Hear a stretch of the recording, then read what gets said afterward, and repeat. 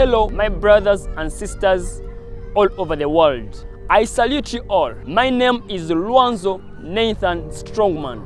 I'm an artist and a songwriter as well. I am a bakonzo by tribe, born in Kasese, Uganda in East Africa. I take this opportunity to thank you so much for being so hardworking, even though the government policies are not favorable towards the jobs and business we are doing. For example, KCCA policies do not favor most of people with low capital to operate their businesses in most parts of Kampala. Mr. Museveni is ready to rule poor Ugandans because he thinks it's easy to rule them. Poor people who cannot even afford what they can't even eat. He failed to sign the bill which was passed through by the parliament concerning the minimum wage of salary supposed to be paid to the people working in foreigners' companies. Mr. Museveni does not wish poor Ugandans working in foreigners' companies to earn good money to meet their primary needs. This is my humble advice to the freedom fighters all over Uganda, all opposition leaders in different political parties. For example, FDC, People Power, JEMA, DP, PDP, CP, and the rest of political parties. I kindly beg you to unite together physically, financially, mentally, and at all costs in order to drive out this dictator, Mr. Museveni. I am sorry, I can't call him a president because he ordered for the killing of my fellow bakonzo in our palace in Kasese. The people in the palace were innocent, and up to now the government has failed to bring out the clear evidence which shows that the bakonzo and his emergency Mumbere Irimangoma are rebels. The bakonzo in the palace were only serving Omusinga Mumbere and their kingdom Renzururu, just like what happens in other kingdoms. Men were royal guards in our kingdom, and ladies working as cooks, also doing other tasks, helping the king.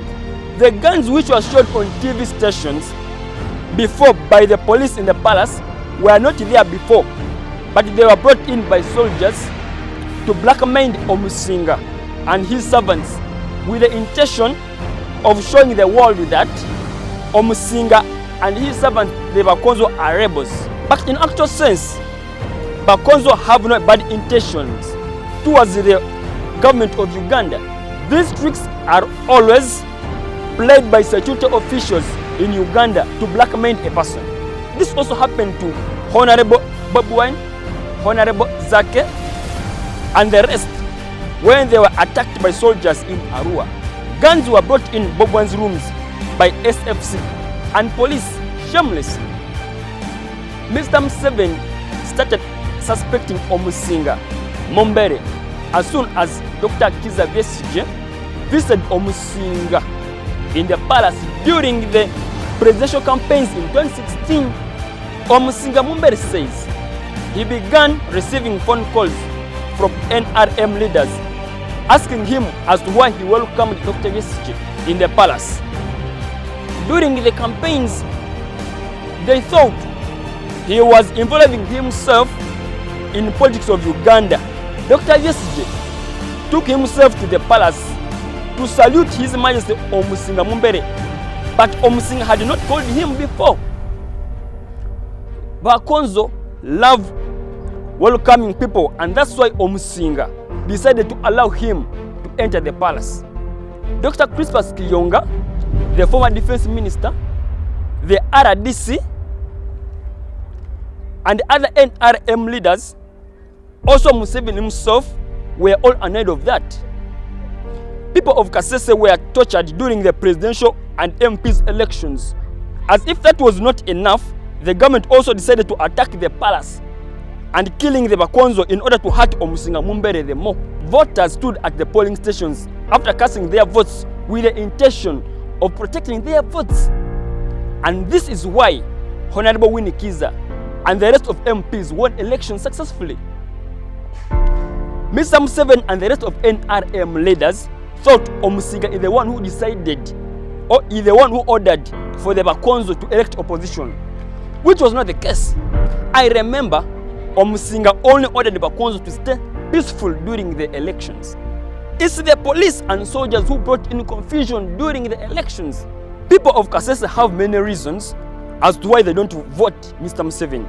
For example, Civil Aviation Authority took away hectares of land around Kasese airfield, which had their owners by force without, I think they paid less money for compensation. The money which could not help these people to get another land, where they can stay. And many people were left homeless up to now. How can you expect such people to love you? This goes to Dr. Besigye. We love you so much, we as the people of Kasese. And you also know that.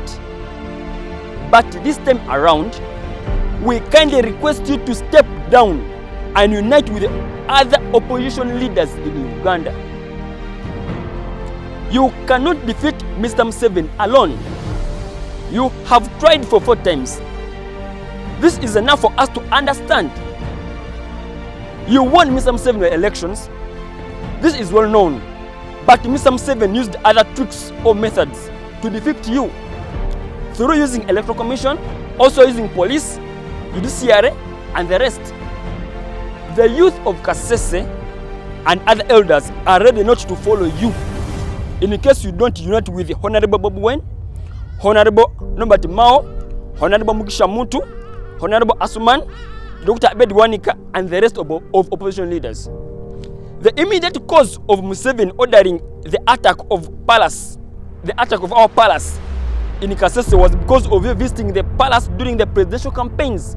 This is well known. He was annoyed because he was defeated by elections in Kasese. Dr. Besigye was not allowed to enter the court when Omusinga Mumbere was being questioned. I think you all saw this on TV stations. He was not allowed to enter the court when Omusinga was being questioned. This is one of the evidence which shows that all this was attached on the political issues. He was stopped at the gate by the police. This is one of the evidence or sign which shows that you were the immediate cause for the Museveni's decision to attack Omusinga's palace. My fellow bakonzo were killed due to political hatred or factors. They were innocent. They did not deserve to die. Dr. Besigye, you must unite with other opposition leaders in order to let the souls of the dead rest in peace. If you don't unite, that will mean you do cooperate with Mr. Museveni, and you have always been tricking or playing games around us. We bakonzo, we have never had any intention of separating away from Uganda. We don't know Ira State. That was created by General Kaihura and the staff who said about that. Luanzo Nathan Strongman is my name. I thank you so much. Haba Kayingo Nobusinga Bwayi. For God and my kingdom.